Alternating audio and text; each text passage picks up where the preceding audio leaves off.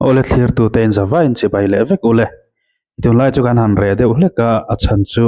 thil danga ka tru la ka buai em wang pakhat ani a po ne se a kan ai content lo che thatluang zela he atai te po alo che thle ni ti te nemin lama te kan han mu a kan react lo ngial kha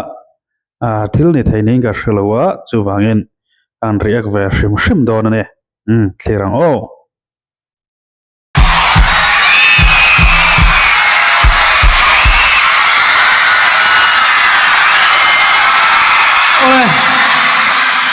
Is a fine chap char ku chi bai vek ule hey kumina kan chap char ku thu pui kha kan hre tang khan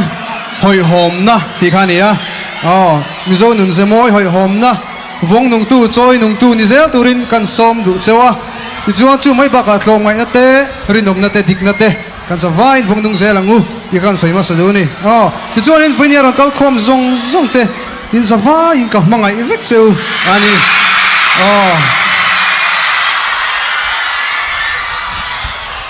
chu wangin zorom mangai tu ti dual lang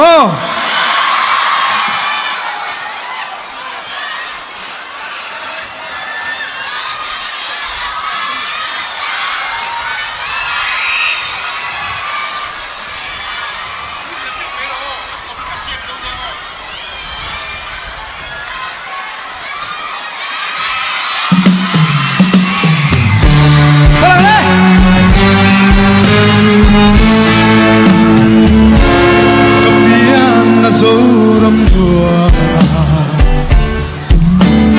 nang tin chua na ka tiri chor pial run ia kan choi inun sia re amor chi ma se chang le thar dun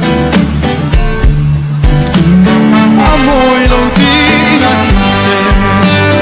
zorun na thang to men ni matiang son sai velo kan fano zoram mangai tu bi wai se kan kor vai sangra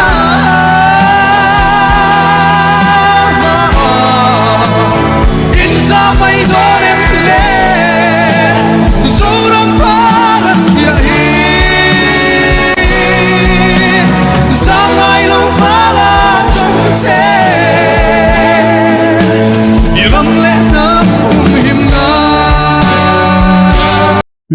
pui mi khop mai an lo soya an lo vorlar chiam po hi a om katia achan chu alo zai pui em ani hi kati tin hei comments then khat ten an react na comments then khat te kalo chiara chuta chuanen a niam lai hena o hian du thu sam lo an ti deuh lek thena amaro chu ke ka ngai da me chuan hetiang boruak sang lu tuk to mi pui tam to si khang rom phur awin ama ming lam nge ya arul ron au khup maya kha kami boruak kha vain chen tir chin ta ula nangni po phur na ril ru in nga ngotin kareng chumi phur to lu tuka tang chona niam hi nok ma em maya sta chon tai the tam po hina niam hi van nok don ve o katia amaro chu chu ngai to chon ala zai tha le a flat le sharp te po khalo zun ala veng ne le chokin ka riane chu ka thlir ve dan ania tin musician an puilu tok anunga ahamri gron ham trat tu ho te po kha te kha avaron kal moi thin em katia chuan a bit an kal tir dan a hi amoi ka ti boka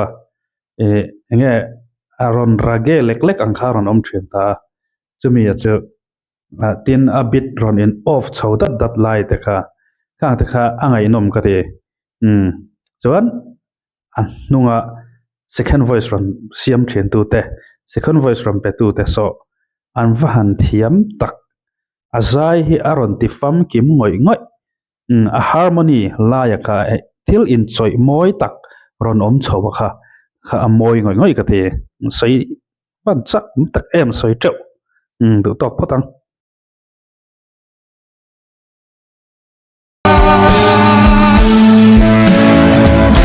kan tang ram mo ya hia mel ma do ral lia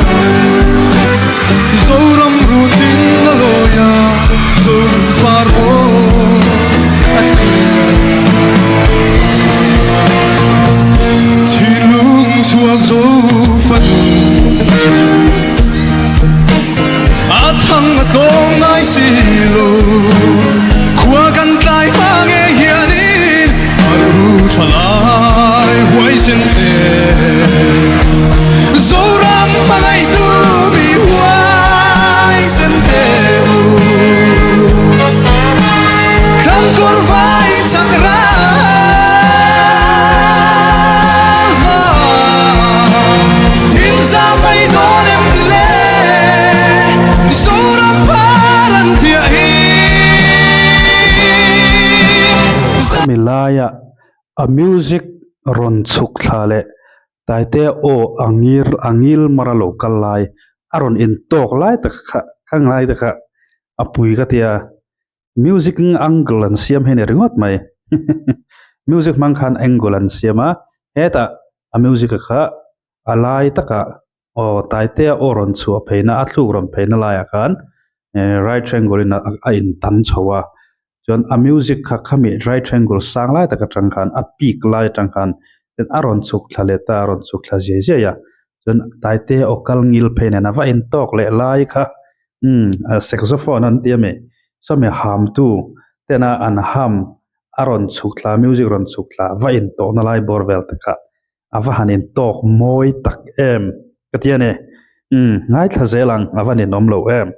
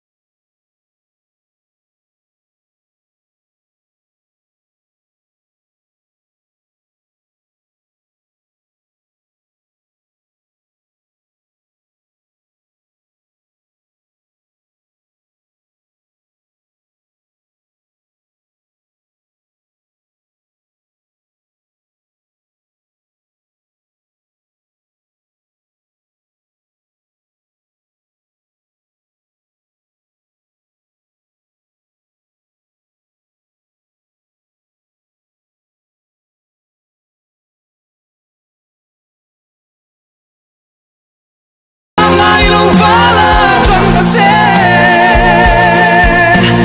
iram le nam him na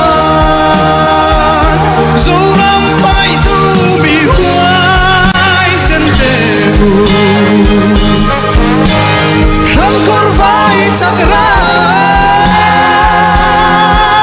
ma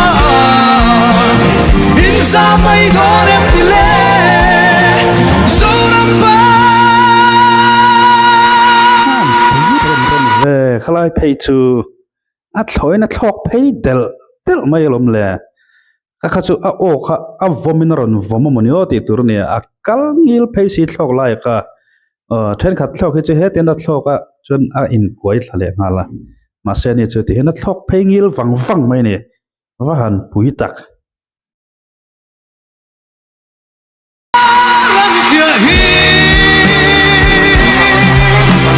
sa mai lo vala trong ta che iram le nam him na sa mai lo vala trong ta che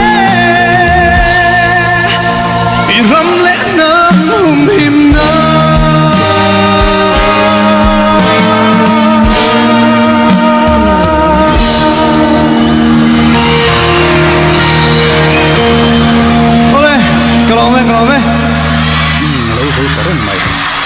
nè hey taite te ho chu mi tena kan be saidan khalo sang to thin ta ne chu mi a tak chuan perfect hian mani hen kan vazong ta ne metam zok hian chu mi perfect kan vazon to na lai sia chuan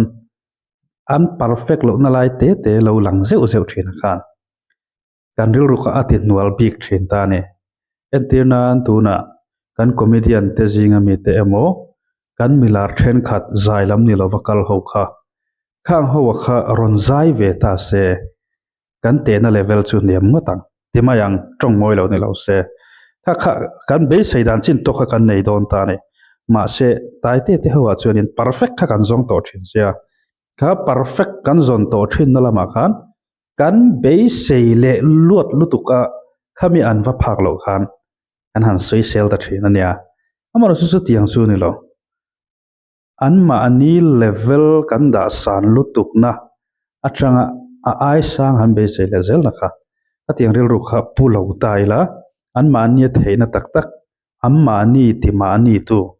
an signature lai kha alai te kha kan mu thiam sakhi a thain ga ria chu ti ni lo medang nen compare mo atiang zonga kan kal puya อันเนี้ยมาชะโลจุติขติยังซงกันกัลปุยขจวนนี่อัน perfect โลนลายเตเตียขันมีปุยริลรุขตินวลอันตีร์กันตุมฟวังจุบังอินอันมานีติมานีtuอัน signature ลายเตเตhi kan hmu thiam sak zel kha thil tu le poimo takane ti kha kan sebel hlak do ni chu du to kan ngo zai thakhop mai